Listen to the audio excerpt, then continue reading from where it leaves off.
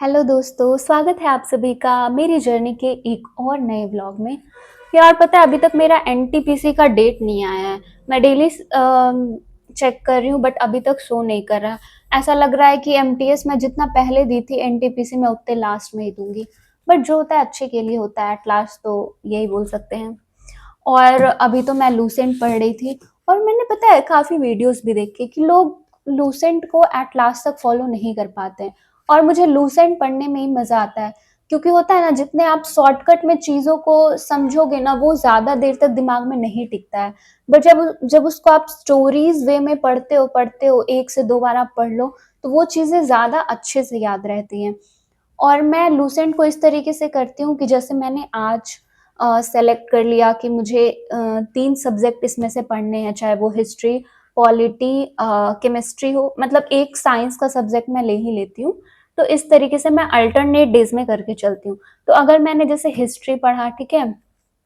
तो मैं 1 घंटे लेकर के चलती हूँ कि मुझे 1 घंटे देना है।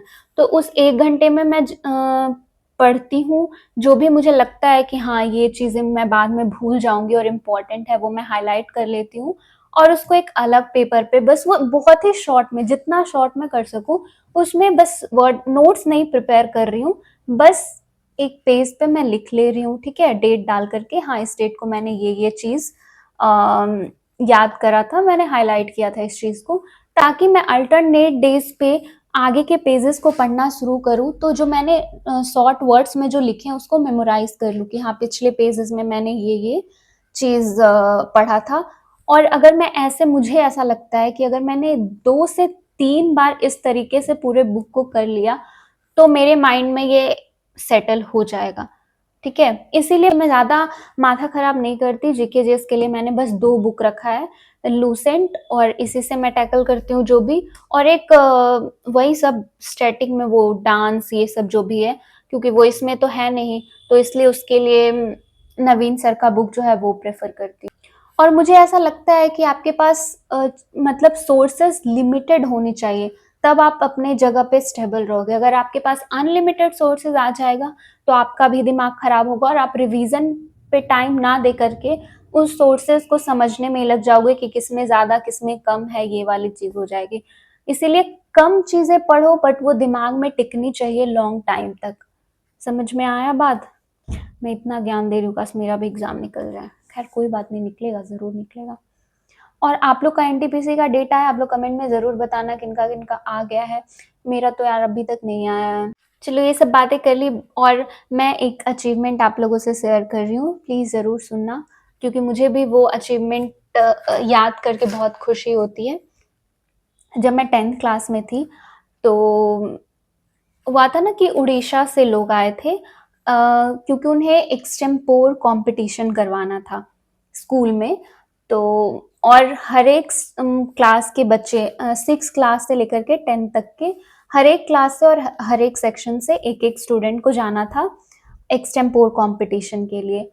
और हमारा 10th में गर्ल्स सेक्शन जो था वो अलग था, तो अपने सेक्शन से मैं चूज़ की गई थी कि मुझे स्पीच देना है। और एक्सटेम्पोर कंपटीशन में होता है कि आपको या तो, वैसे तो इंस्टेंट उसी टाइम पे टॉपिक दिया जाता है आपको बोलने के लिए, बट हमें ये प्रेफरेंस था कि हमें एक दिन पहले शाम तक पता चल गया था कि किस टॉपिक पे बोलने को है।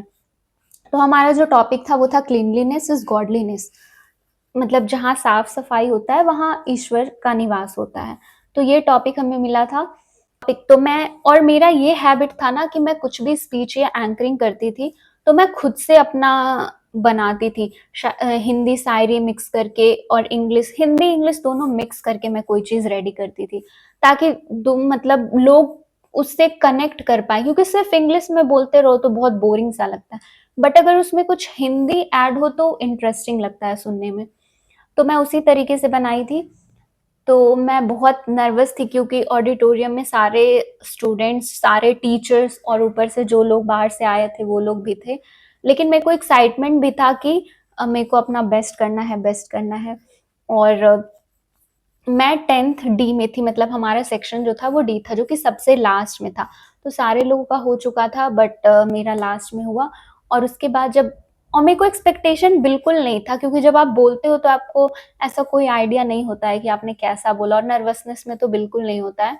उसके बाद फिर जब मैं आई और जब रिज़ल्ट अनाउंस होने लगा तो इस तरीके से हो रहा था, पहले 3rd फिर 2nd, और जब 3rd 2nd हो गया तो मेरे को लगा कि शिट, मतलब नहीं होगा, नहीं होगा। बट जैसे ही फर्स्ट आया तो मेरा नेम जब अनाउंस हुआ तो मैं शॉक नहीं हुई, बस उठी और चली गई स्टेज पे।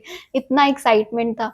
और उसके बाद तभी मुझे ये क्या बोलते हैं, गिफ्ट प्राइज जो कह लो, हाँ फर्स्ट प्राइज, ये मुझे ऑक्सफोर्ड की डिक्शनरी मिली थी। और दिखाती हूँ, जब मिला है तो मैं दिखाऊंगी। ये देखो, ये और ये दोनों मुझे उस टाइम पे प्राइज में मिला था, और एक सर्टिफिकेट भी था। मैं किसी वीडियो में आप लोगों को मेरे सारे सर्टिफिकेट्स भी दिखाऊंगी।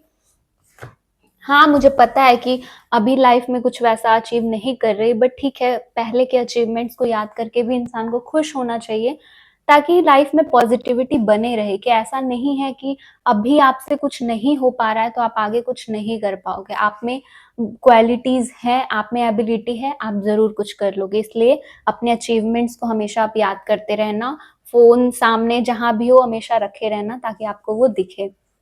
हाँ, और पता है आप लोगों को मैंने चैनल इसीलिए बनाया ताकि मैं कुछ एक्स्ट्रा चीज़ें आप लोगों से शेयर कर सकूँ, जो मेरे माइंड में चलता है या फिर जो चीज़ें मैं फ़ील करती हूँ, वो सब चीज़ें मैं यहाँ पे एक्सप्रेस कर सकूँ, और आप लोग मुझे सजेस्ट करो, एडवाइस करो, या कुछ सीखो, जिस टाइप का वीडियो हो उस रिलेटेड।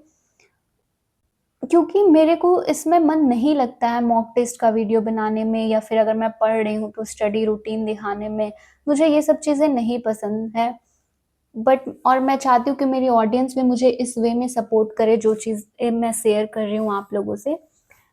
आज के लिए बस इतना ही। आप लोग अपना बहुत सारा ख्याल रखना। Bye bye.